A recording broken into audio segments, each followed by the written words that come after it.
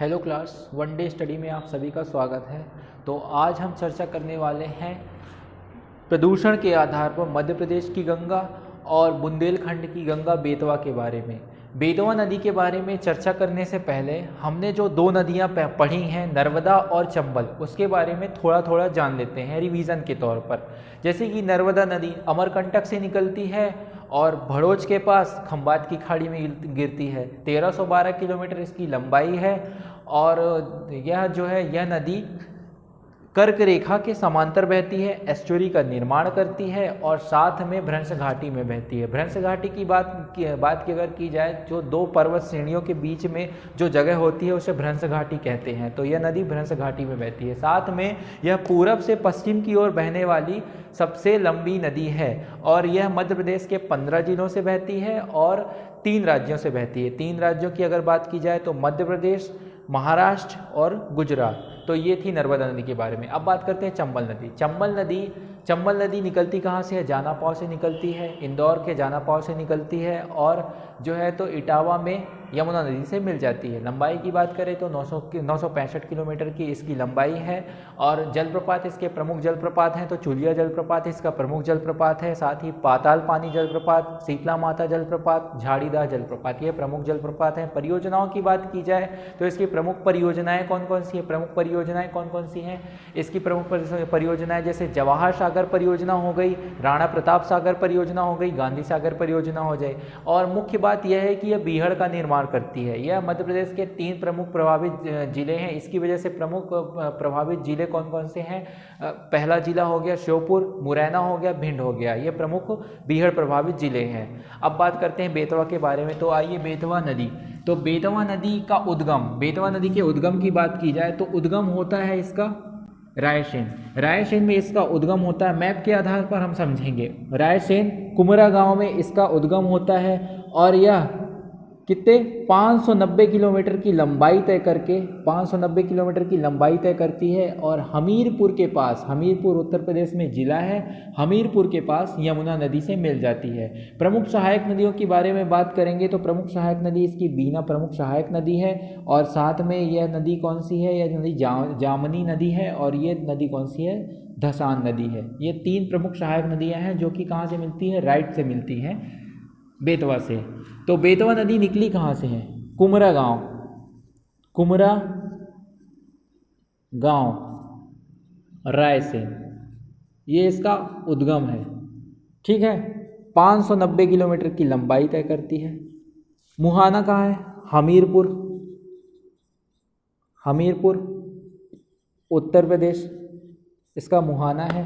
साथ ही अगर बात की जाए, यह नदी के किनारे जो प्रमुख शहर बसे हुए हैं, प्रमुख शहर की बात की जाए तो प्रमुख शहर और प्रमुख धार्मिक स्थल, तो पहला प्रमुख धार्मिक स्थल कौन सा है? भोजपुर, ये प्रमुख धार्मिक स्थल है। साथ में सांची हो गया, फिर विदिशा हो गया,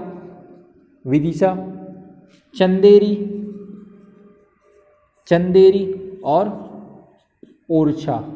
मैप में देखा जाए तो यहाँ पास भोजपुर, यहाँ पास विदिशा, यहाँ पास चंदेरी और यहाँ पास ओरछा। भोजपुर, सांची भी था ना, भोजपुर, सांची, विदिशा, चंदेरी, ओरछा, ये प्रमुख धार्मिक स्थल या प्रमुख शहर, धार्मिक स्थल और प्रमुख शहर हैं जो कि बेतवा नदी के किनारे स्थित हैं। अब बात कर ली जाए इसकी प्रमुख परियोजनाएं कौन कौन सी हैं? तो पहली प्रमुख परियोजना जो कि विदिशा में है, सम्राट अशोक सागर परियोजना जो कि कहाँ है? विदिशा पे है। कहाँ है? विदिशा पे है। फिर उसके बाद राजघाट परियोजना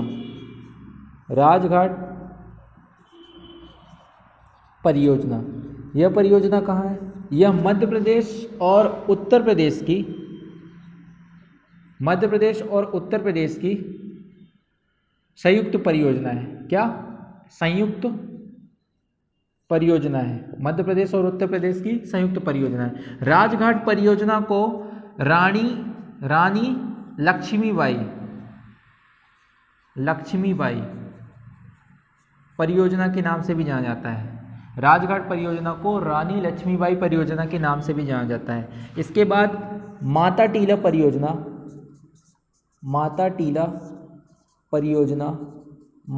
परियोजना ये भी मध्य प्रदेश और उत्तर प्रदेश की संयुक्त परियोजना है। मध्य प्रदेश और उत्तर प्रदेश की संयुक्त परियोजना है। इसके बाद परीक्षा परियोजना, ये कहाँ है? ये उत्तर प्रदेश में है। ये कहाँ है? उत्तर प्रदेश की परियोजना है। ये 4 प्रमुख परियोजनाएं थी। इसके साथ ही बेतवा का आइलैंड किसे कहा जाता है? बेतवा का आइलैंड क्वेश्चन में आ गया, बेतवा का आइलैंड किसे कहा जाता है? तो बेतवा का आइलैंड किसे कहा जाता है? देवगढ़ के किले को बेतवा का आइलैंड कहा जाता है। तो ये बात थी बेतवा नदी के बारे में।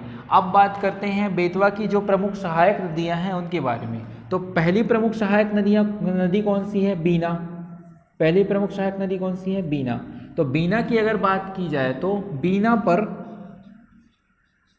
मुड़िया डैम है जो कि किस पे है? बीना पर है। साथ ही राहतगढ़ या फिर भालकुंड, राहतगढ़ या फिर भालकुंड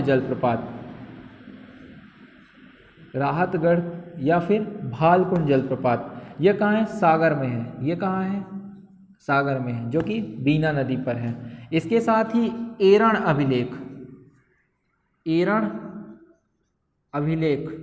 यह एरण अभिलेख कहाँ है? यह एरण अभिलेख सागर में है। एरण अभिलेख से सती प्रथा होने के साक्ष्य मिले हैं। यह एरण अभिलेख बीना नदी के किनारे है। एरण अभिलेख, इसलिए यह महत्वपूर्ण जानकारी होनी चाहिए।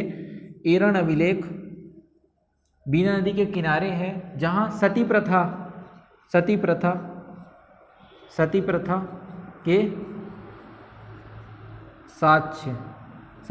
के साक्ष्य मिले हैं। यह बीना के बारे में जानकारी थी। अब आगे बढ़ेंगे। जामनी नदी, और ये कौन सी नदी है?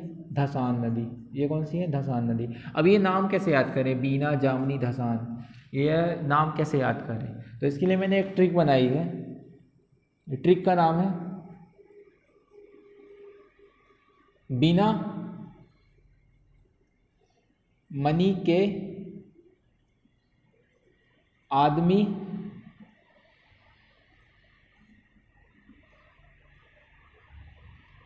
शान से कैसे रह सकता है।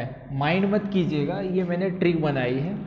तो अब जैसे ही लिखा हुआ है बिना मनी के आदमी शान से कैसे रह सकता है, यहाँ पे ये शान गलत लिखा हुआ है, लेकिन मैंने ये बनाई है ट्रिक इसलिए यहाँ पे मैंने ऐसे शान लिखा। वैसे शान ऐसे लिखा जाता है, ये शान है, ये शान, लेकिन मैंने यहाँ पे शान ऐसे लिखा है। शान से कैसे रह सकता है बिना मनी? बिना अगर पैसे नहीं है तो शान से इंसान कैसे रह सकता है? तो ये मनी से क्या हो गया? मनी से क्या हो गया? जामनी। मनी से क्या हो गया? मनी से क्या हो गया? जामनी। मनी से हो गया जामनी। और शान से क्या हो गया? धसान। शान से क्या हो गया? धसान। शान से क्या हो गया? धसान। और बीना से क्या हो गया? बीना। बीना से क्या हो गया? बीना। तो आप ये याद कर लीजिए, बिना मनी के आदमी शान से कैसे रह सकता है? तो ये बेतवा की सहायक नदी है, जामनी, धसान और बीना। ठीक है, आई होप कि आपको जानकारी अच्छी लगी होगी। तो अगर आपको जानकारी अच्छी लगी तो फिर आप लाइक कीजिए, सब्सक्राइब कीजिए और ज़्यादा से ज़्यादा शेयर कीजिए। ठीक है, धन्यवाद। जय हिंद।